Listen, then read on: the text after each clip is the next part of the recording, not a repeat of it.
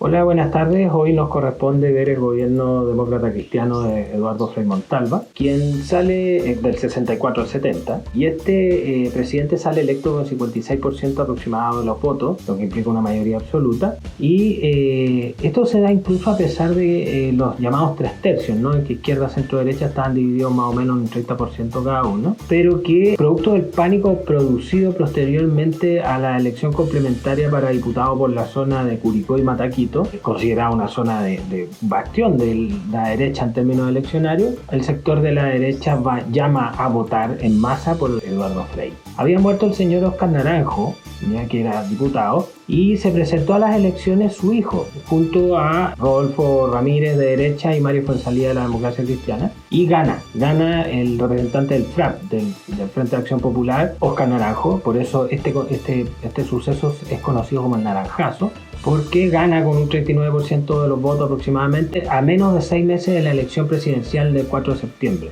del 64.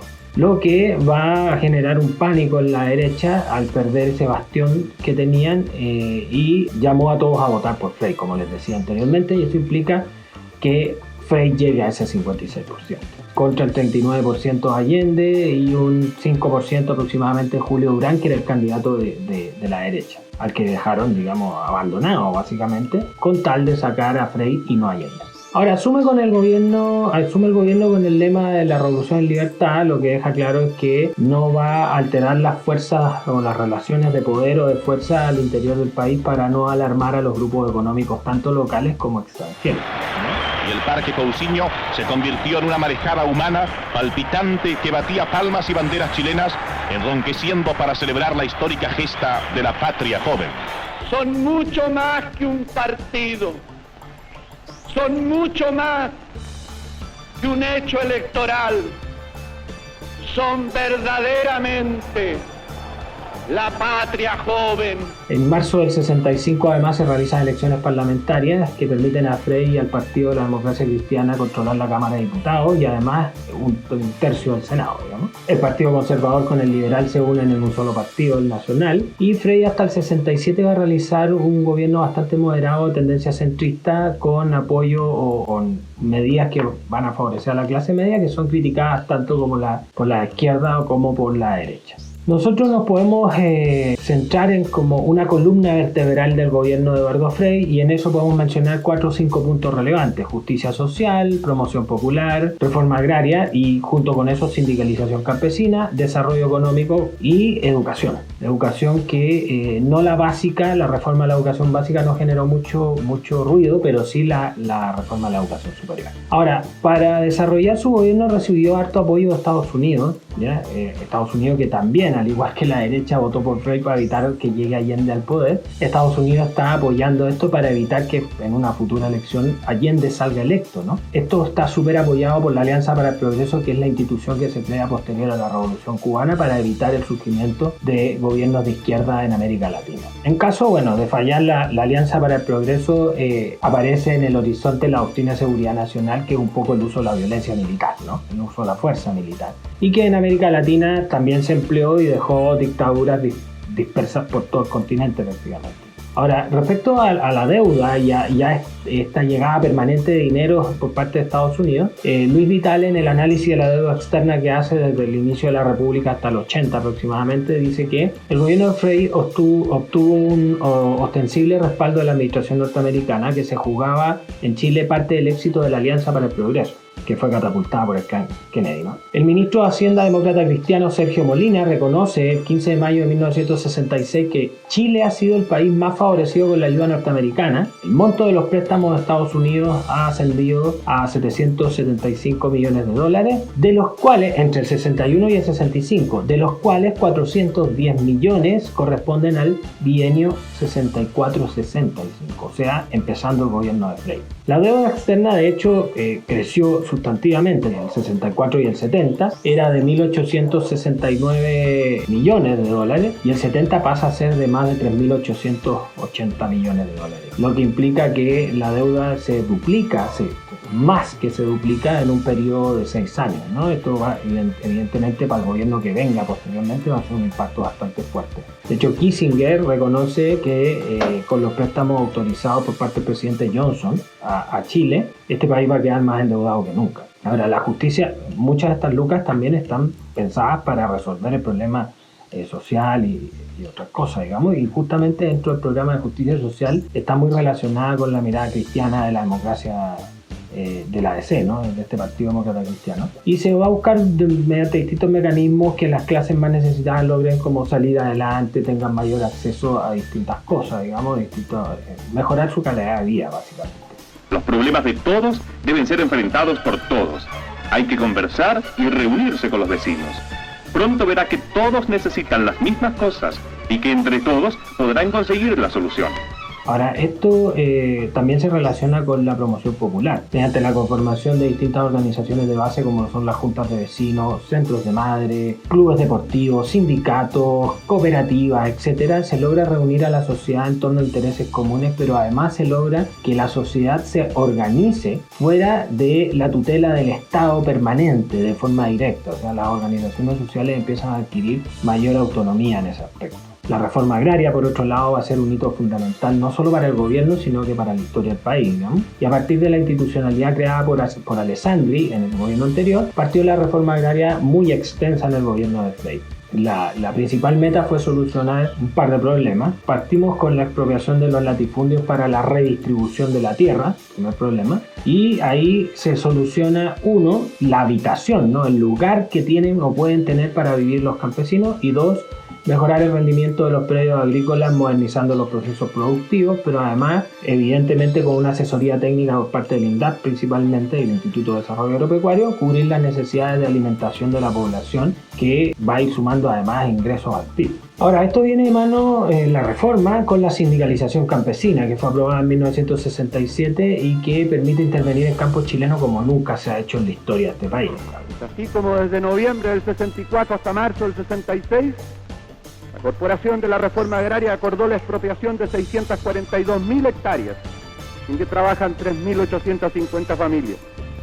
De este total, 268.000 corresponden a predios fiscales y el resto, o sea, 374.000, a predios particulares. El campesinado, sujeto a la orden del patrón en todo aspecto, libera su vida en algún sentido con esta ley, que de hecho, cito textual, estableció que la finalidad de las asociaciones sindicales eran mejorar las condiciones de trabajo, celebrar los contratos colectivos de trabajo, representar a los trabajadores campesinos en el ejercicio de sus derechos, por ejemplo, en las negociaciones colectivas, velar por el cumplimiento de las leyes sobre seguridad social y laboral, así como promover la educación gremial, técnica y general de sus asociados. En Memoria Chilena pueden encontrar no solo esto, sino que además bastantes libros y documentos históricos que son bastante útiles, por si acaso la cita corresponde a la página. De ahí en adelante estarán sujetos al Código del Trabajo, por primera vez además, desde la llegada española probablemente, de la descolonización y la conformación de la República Chilena, el campo es intervenido. La reforma agraria y la sindicalización campesina vienen a cambiar las estructuras del campo y permiten que ahora los campesinos vayan tomando decisiones que les favorecen a ellos desde su punto de vista social y no a los patrones de los que dependen, ¿ya? Romy Rebolledo Leighton, en texto La crisis económica de 1967 en el contexto de la ruptura del sistema democrático, dice que en 1967 se aprobó también la nueva ley de reforma agraria que amplió considerablemente las facultades expropiatorias de los predios agrícolas. Este trascendental episodio resultó clave para entender el proceso de radicalización de una derecha que por siglos había basado su poder de dominación en la estructura social, económica y cultural de la hacienda, contribuyendo al fin de la derecha tradicional. Significaría también el fin del poderoso enclave feudal que había obstaculizado el advenimiento en plenitud de las fuerzas modernizadoras. Es un análisis que se hace de lo que le estoy diciendo, que el campo es intervenido por primera vez. la reforma agraria caló hondo, muy hondo en el país. Ahora, en cuanto al desarrollo económico, el gobierno tuvo indicadores positivos bastante importantes, un crecimiento económico importante, control inflacionario, el desempleo controlado, hay aumentos salariales permanentes, digamos, pero el problema se genera a partir de 1967 y la crisis económica. El gasto público había crecido sustancialmente y la capacidad de mantener el sistema funcionando se había diluido, básicamente, y la contracción del gasto fiscal provocó la caída libre, de un 10% a un 1.2% aproximadamente en términos de crecimiento económico, y todo lo que conlleva ir creciendo cerca de un 10% y bajar un 1 y tantos por ciento, ¿no? El fin del gobierno, evidentemente, en términos económicos va a ser muy malo. La inflación y el desempleo que estuvieron controladas se le disparan y una nula conducción política hacia el final del gobierno va a marcar el fin de Montalva, Frei Montalva. En el ámbito educacional, que les mencionaba anteriormente también, está la reforma del 66 que amplía la educación básica hasta octavo y la del 67 que involucra el sistema universitario. Ahí esta última fue la más polémica, sin duda alguna, porque involucró los cambios en la democracia interna de las universidades y afectó principalmente, o donde más se dio esta batalla, ¿no?, entre comillas, es la Universidad Católica, la Pontificia Universidad Católica de Chile.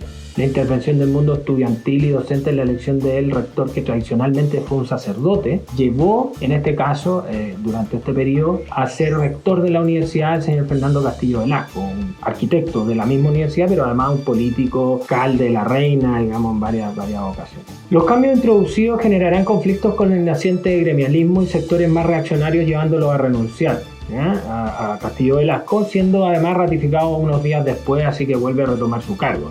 En este periodo, a esta situación corresponde una foto que es muy famosa de un lienzo colgado en el frontis de la Universidad Católica que dice: chileno, el mercurio miente. Esto porque el Mercurio había desatado una campaña bastante intensa contra la reforma y el estudiantado, digamos, consideraba que había una desinformación y una intención de que no se llevara a cabo, ¿ya? En términos generales, como resumen, nosotros podemos mencionar un gobierno que en sus obras más importantes va a tener la creación de la ODEPLAN, que es la Oficina de Planificación Nacional, que es un instrumento técnico de asistencia al gobierno, la creación del Ministerio de Vivienda, la construcción de escuelas primarias, la reforma educacional que estábamos mencionando, la construcción del aeropuerto, el aeropuerto Pudahuel, la chilenización del cobre, que viene a ser este traspaso del 51% del control de la gran minería del cobre a manos del Estado, la reapertura de relaciones internacionales con la Unión Soviética, la promoción popular, la reforma agraria, etcétera, ¿no? Las juntas de vecinos que habíamos hablado en términos de promoción popular.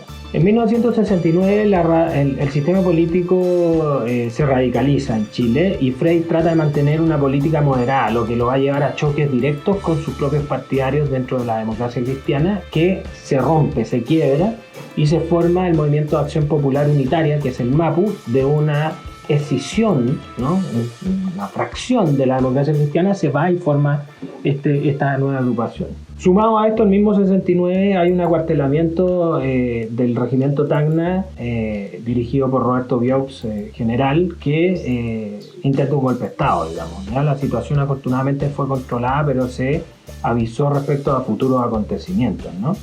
Los últimos años de la administración Frei fueron de gran agitación social, exteriorizada en huelgas, paros, movimientos estudiantiles, reformas universitarias, tomas de terreno, etcétera, etcétera, etcétera.